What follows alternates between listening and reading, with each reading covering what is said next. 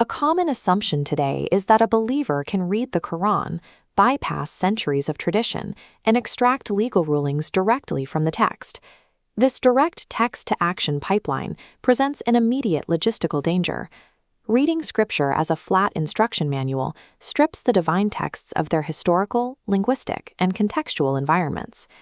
This tension has triggered high-profile debates between modern reformers advocating for a complete legal overhaul and traditional scholars defending the architecture of classical Islamic law. Functional Islamic law does not sit at the beginning of the reading process.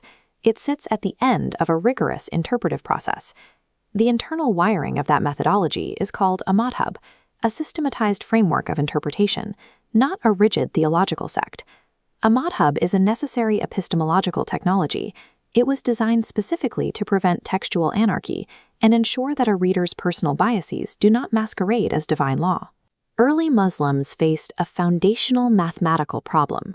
The Quran and the Sunnah contain a strictly finite number of explicit legal texts.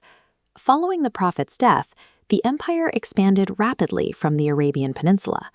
Within decades, Muslims governed regions with entirely new cultures, climates, and complex economies. Human history presents an infinite, constantly evolving set of circumstances. A static text compiled in 7th century Arabia could not explicitly name every future variable. Early jurists could not guess the answers to new societal problems, nor could they legislate from personal preference.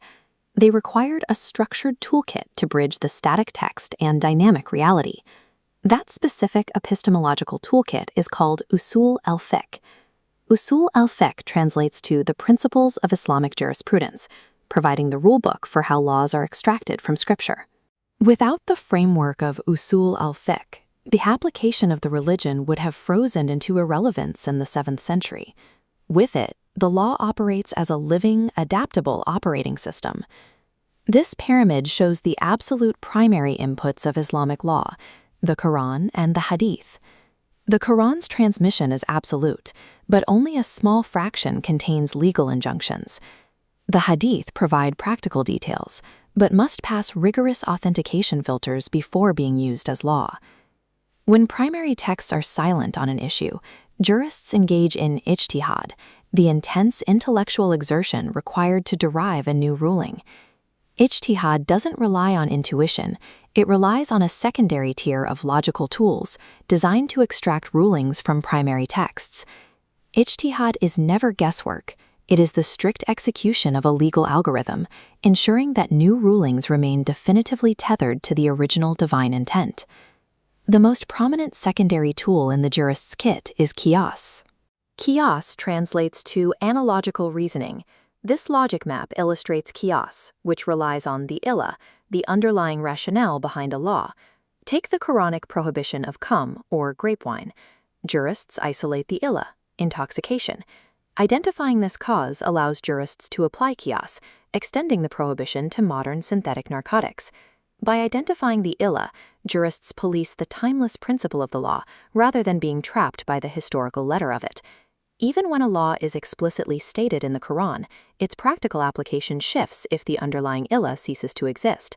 The Quran outlines specific rules for zakat, the obligatory charity. One verse explicitly allocates funds for those whose hearts need winning over. During his reign, Caliph Umar suspended this allocation. The Muslim population had grown dominant, meaning the original cause, a vulnerable low population, was gone. These complex deductions required intense debate. Scholars in geographic centers like Medina and Kufa prioritized local customs and historical data differently when solving new problems. To resolve these debates, scholars utilized ijma.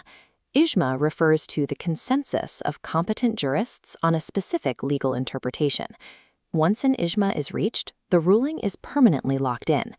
This mechanism prevents cyclical, generational debate over settled issues. Usul al-Fiqh acts as an epistemological safety net. It filters out personal bias by forcing all logic through collective, transparent, and peer-reviewed channels. The abstract tools of jurisprudence eventually formalized into specific, localized schools of thought. This genealogical flowchart traces their evolution. The major schools did not spring from a vacuum. They evolved directly from the localized methodologies of specific companions of the Prophet. The dedicated students of these companions meticulously recorded, debated, and refined their teachers' methods over centuries of legal practice.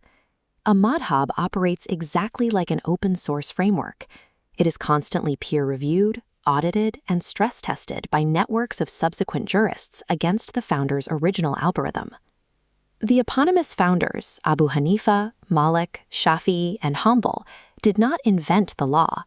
They formalized the most robust algorithms for extracting it, establishing themselves as the architects of a self-sustaining legal tradition.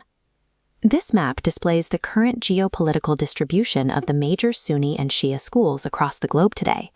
These schools recognize each other's validity. They are differing, legitimate interpretive methodologies, not competing exclusionary dogmas. The rise of the modern nation-state largely replaced these traditional independent scholars with state-appointed legal professionals and codified national laws. To create cohesive legal codes, modern states utilize takayyur, the practice of selecting rulings across different madhabs, and talfiq, the combining of specific parts of different rulings. Following a madhab today is analogous to retaining specialized legal counsel. It is an act of taqlid, a necessary deferment to established expertise when facing highly complex linguistic and historical data. The madhabs are not simply outdated relics. They are the enduring epistemological bedrock that allows Islamic law to survive, adapt, and function in the modern world without losing its divine anchor.